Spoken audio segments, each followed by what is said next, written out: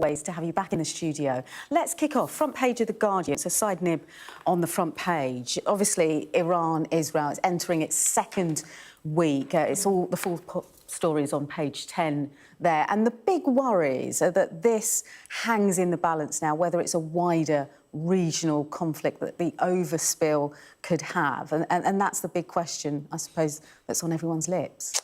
Yeah, I mean, Donald Trump obviously said a couple of nights ago, 2 weeks, I'm going to decide in 2 weeks whether or not we go in. And it felt as though that would maybe allow a bit of breathing space, maybe take some of the heat out of the situation, because he had been ramping it up, really, certainly, a lot of his rhetoric.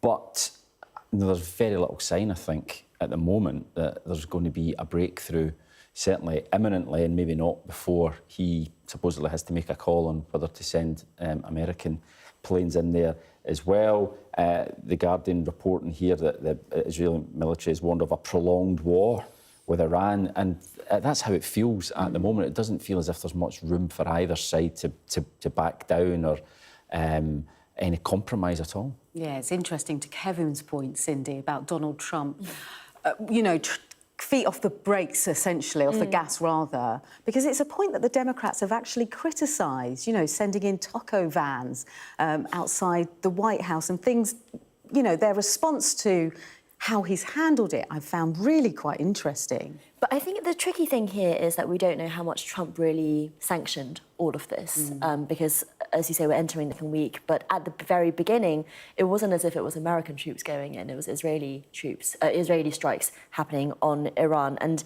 so far, Donald Trump seems to be saying, well, they are trying to drag me into this conflict. I don't know if I want to do this. And of course, there's a domestic aspect for him as well, because the very point of a lot of MAGA supporters is that they don't agree with American interventionism across the world, since the war on terror especially. So this would be getting dragged back into the Middle East. So it's not clear what the best option for Trump is here politically. But more importantly for the world, I guess, for world peace or for Middle East stability, it's not clear where this ends, because Israel started this latest round of the flights. Of course, you know, there's always this question about when do you start recounting the story? And Iran is enriching its uranium, and the talks didn't go anywhere. But nevertheless, the actual bombing at the moment was started by Israel. So if that is a play from the Israeli perspective to drag on some kind of perma-war and get America more and more involved, then even once this particular situation is stabilised, what is next for Israel to be thinking about if it wants more American support in its very maximalist foreign policy aims? Could it be the West Bank, for example? Could it be taking over all of Gaza? So I think there's a really much more systemic question here about whether or not Trump has basically given too much support to Israel, that Netanyahu feels like he can get away with a lot more than actually previously he could. It's interesting, isn't it, Donald Trump's tit for tat, whether he's going to take part in strikes and then he's not. And so there hasn't been a consistent messaging, I suppose, from the White House, which then blurs the lines. No, I mean, he is obviously an unconventional president. We know that. Probably not the best person to be in the White House at the moment when there's so much global instability. I mean, last week, you know, so polite, Kevin. He's firing out, yeah, probably not the best. He's firing out messages on Truth Social demanding unconditional surrender, or basically threatening the Ayatollah with assassination. We know where he is. I could take him out, brackets, kill him, in case you didn't know what he was talking about, if we wanted to. And it's like, this is a weird way to do diplomacy, really, you know.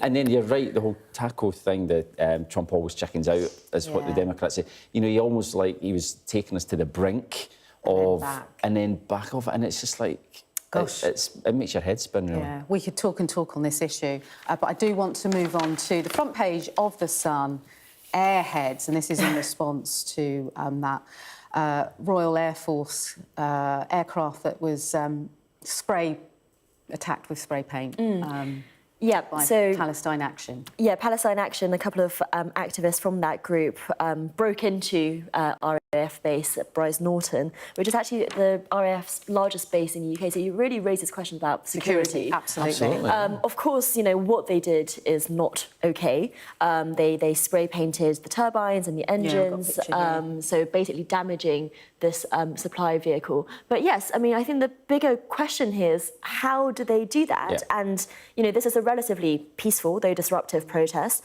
This could be a foreign hostile state. You know, how can you just allow 2 or 3 activists get onto base and do this before anyone even realises? I think that's the big question. Of course, the Home Secretary, Yvette Cooper, is going to be wanting repercussions for this group anyway, so that's the ongoing debate now, whether or not to prescribe them as a terrorist group, in which case it would be illegal to be a member of the group. But I do think, while that's important, security is also, I mean, it goes back to the Heathrow outage earlier in the year. You know, how does something like this, how does our critical infrastructure, security sites, how are they so vulnerable to various threats, basically? OK, we only have 50 seconds left. I wanted to pivot to the it's page 4, and it's all about the heat wave, because Emma Birchley, who's at Kew Garden, our correspondent, said at about 7:20 it was 23 degrees. Sweltering. Horrific. I've been dreading this day. I've been looking at the forecast. It's The Guardian, apologies. 32, 33 degrees, and yeah, I'm not... Being Scottish, it's not... I'm not used to this. Certainly didn't grow up in this type of heat, and yeah, I'm not looking forward to it. But, you know, there is a serious side to it. You know, almost 600 people expected to die. You know, the elderly in particular are vulnerable in this type of heat, and yeah, people are going to have to be very, very careful. OK, we're going to have to leave it there, I'm afraid. Cindy, Kevin, thanks so much for your company. Thanks for your company at home too. Do join us after this very short break.